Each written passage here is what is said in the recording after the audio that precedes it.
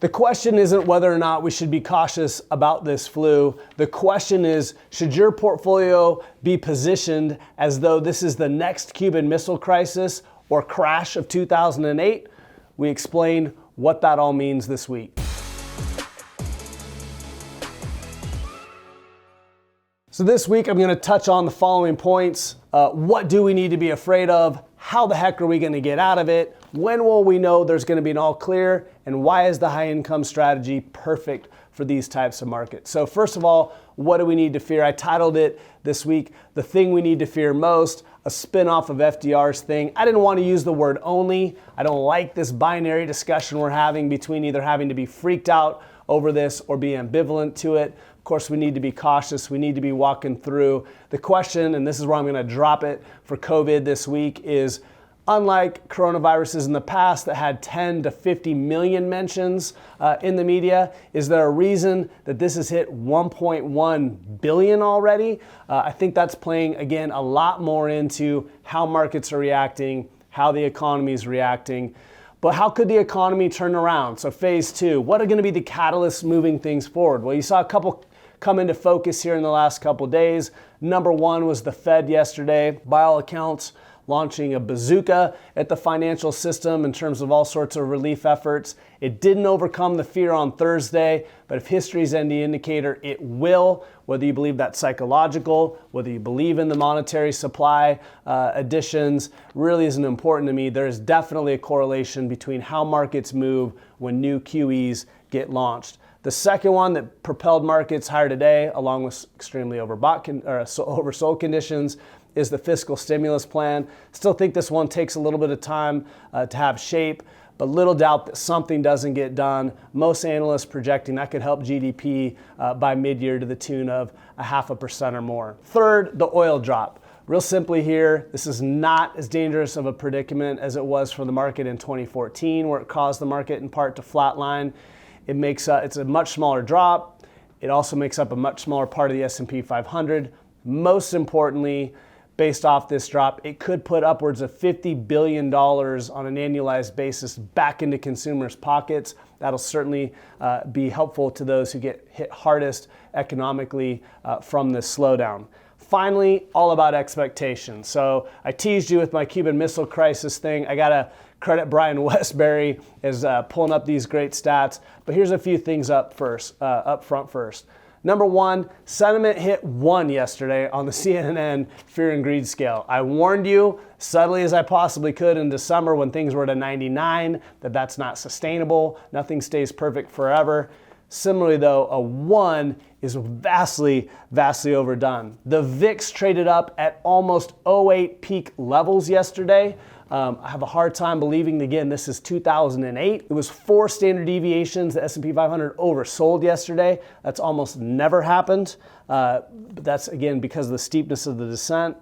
And again, to come back to these Brian Westbury risk-off assets, 10-year treasuries, traded because of this crisis to a greater extent in terms of increased value than they did in the lead up to the Cuban Missile Crisis. A mind-blowing stat. Whatever you think of this flu, it's hard to imagine it's the threat to humanity and the world as we know it that the Cuban Missile Crisis was, but that's again how treasuries were trading. The stock market, on the other hand, he pointed out, in light of treasuries, were modeling out as though earnings would drop 80 to 90%. That's almost double the drop of 46% that we saw in 2008. So what I was sharing with a lot of people yesterday is, again, this isn't about whether this is serious or not. It's a question of, from a market perspective, is this Cuban Missile Crisis 2008 bad?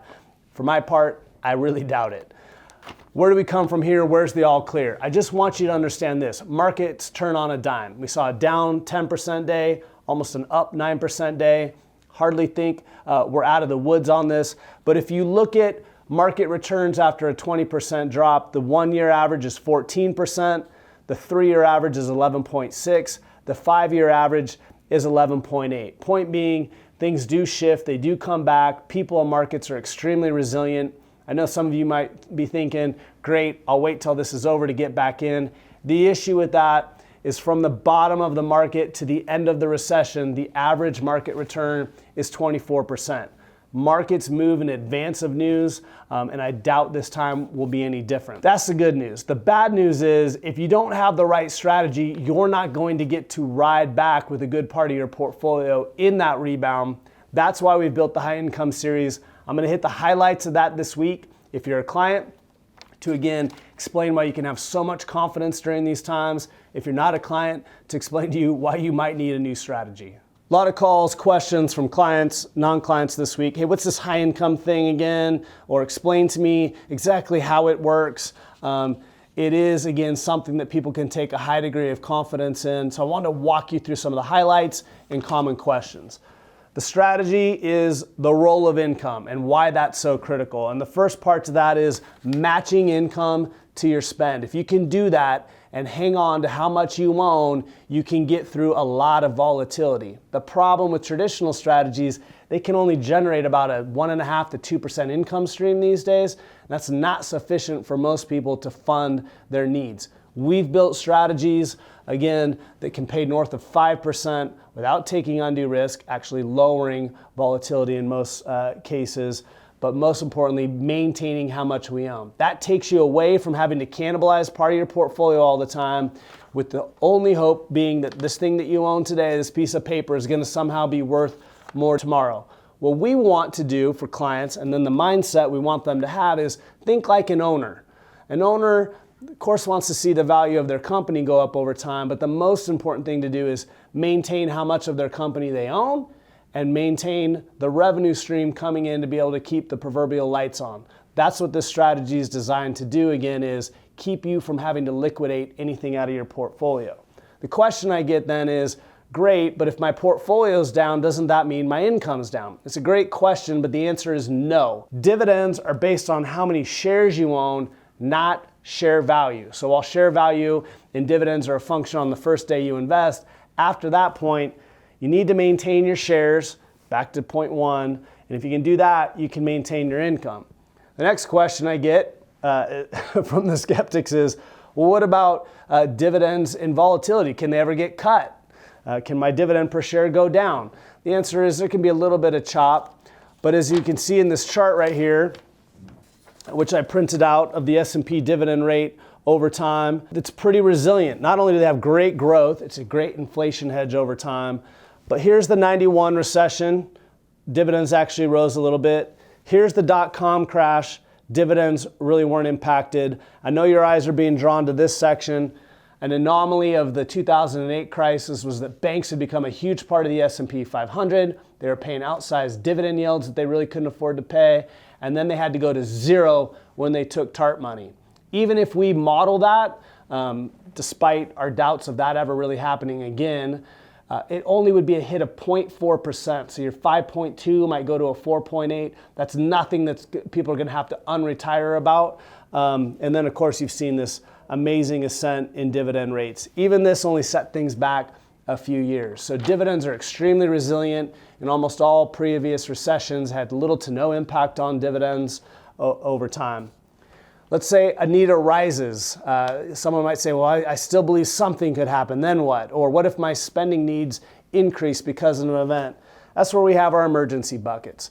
So we want to find fixed income and alternatives that don't have the interest rate sensitivity of today's bond market. That's what I think is the real impending danger within a lot of people's portfolios, but can give them a safe haven. These are things that are holding up like today very, very well in the face of this crisis that we can go pick on and or use to seize on opportunities with the market, which again is already underway here at 10 Capital.